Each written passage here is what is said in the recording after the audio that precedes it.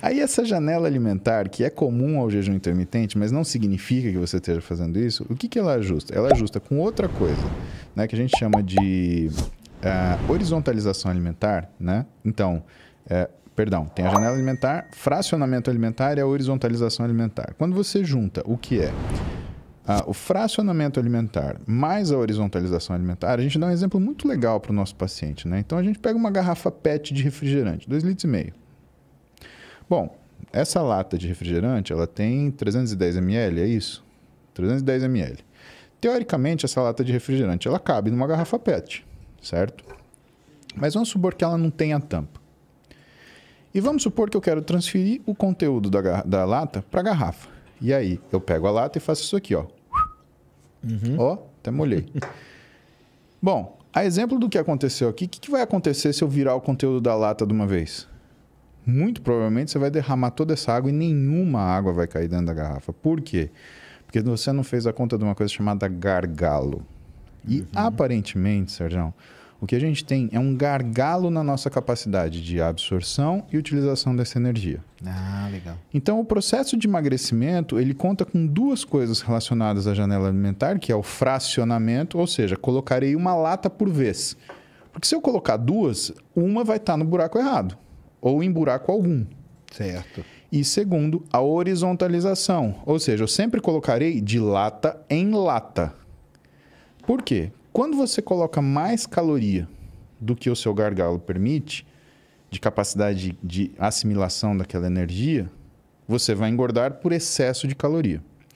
E quando você coloca menos, que é o erro de todo mundo que faz restrição alimentar, É cortar a caloria que você fala. exatamente. E por que isso é um erro?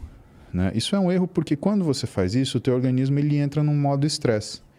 E o que ele faz? Ele liga o modo economia de energia. E quando ele liga esse modo economia de energia, e ele usa hormônios para fazer isso, esse é um estado que permanece. Logo, duas coisas acontecem. Ele diminui a velocidade de queima de gordura, começa a fazer uma coisa que a gente chama de produção endógena de glicose, ou seja, o fígado começa a liberar glicemia na circulação, só que não é uma coisa controlada e devagar, é um burst. Puff. Isso provoca um aumento de resistência à insulina, que é o hormônio que coloca a energia dentro da célula, e quando isso acontece, você diminui o influxo de energia para dentro da célula muscular e aumenta o influxo de energia para dentro da gordura. Porque para a célula muscular, você depende do transporte de insulina transmembrana para puxar a glicose para dentro dela, só que no adipócito, na célula de gordura, você depende de uma enzima chamada lipase lipoproteica. E que quando a insulina está alta, ela é ativada e ela capta toda essa energia rapidamente. O que acontece então? Existe uma transferência entre a energia do músculo para a energia da gordura. Por quê? Sem insulina no músculo, Sérgio, aquele músculo ele tende a fazer proteólise e se deteriorar. Isso libera energia na circulação, que a lipase lipoproteica ela vai captar e aumentar o adipócito. Isso quer dizer que você engorda quando você come menos também, porque você está transferindo no músculo para a gordura. Assim como quando você come mais, você engorda também. Por quê? Porque você está assumindo ali, né? Aquilo que você não consegue metabolizar. Sim. Então, esses dois conceitos, associado ao que é a garrafa de Coca-Cola, é a pessoa compreender que ela tem que comer de forma progressiva e em quantidades semelhantes. Se as pessoas fizessem essas três coisas, Sérgio, todo mundo ia conseguir emagrecer. Mas não, é a história da agonia. Né? Ela tem uma agonia porque ela não se reconhece, ou porque ela não se sente inserida no meio social que ela vive, ou por qualquer outra razão, e ela quer o que resolver? Na pancada, mas não resolve na pancada. Se você der um soco no seu organismo, ele devolve com uma paulada 10 vezes mais forte. E aí, o que é essa paulada? Essa paulada é do pescoço para cima.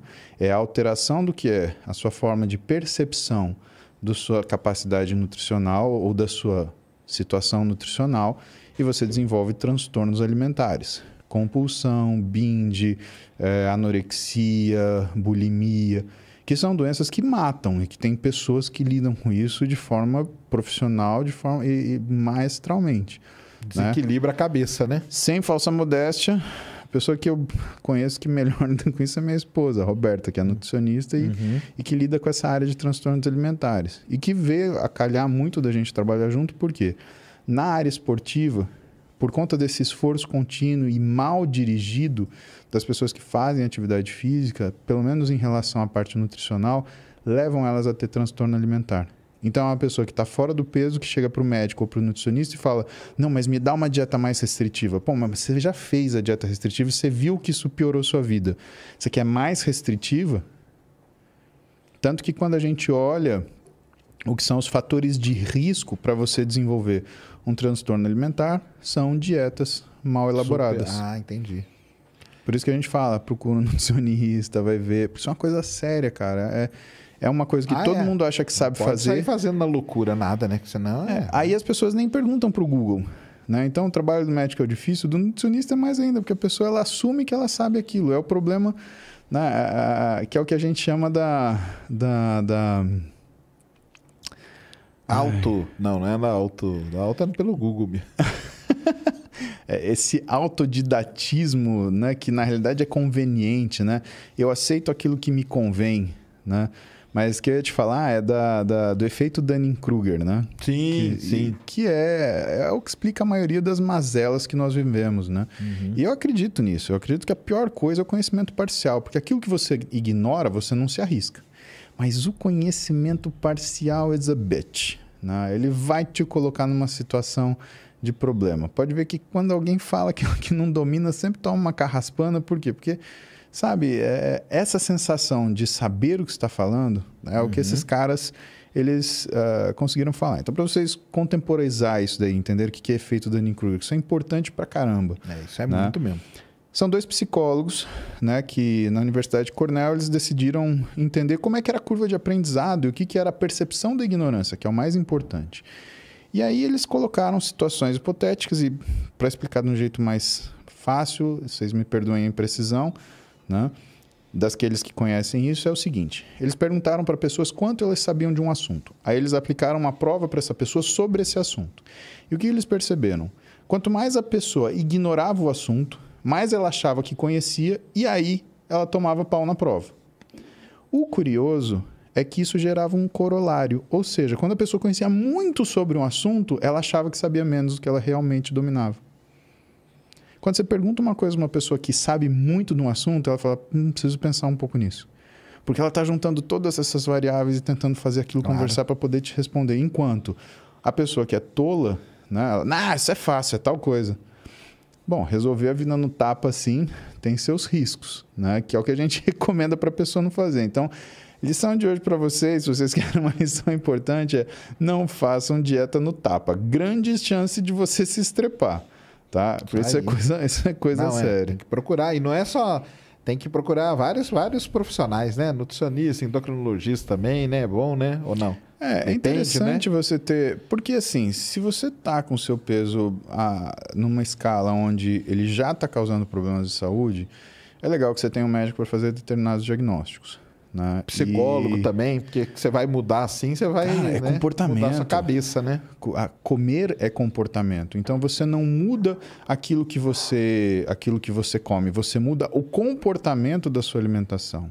Né? Que é outra coisa que as pessoas elas entendem errado, né? Que é, a pessoa é viciada em açúcar, ela é viciada, sei lá, em gordura. Não existe isso, Sérgio. Ninguém é viciado em comida. Você não pode ser viciado numa coisa que você precisa. Você é viciado em oxigênio?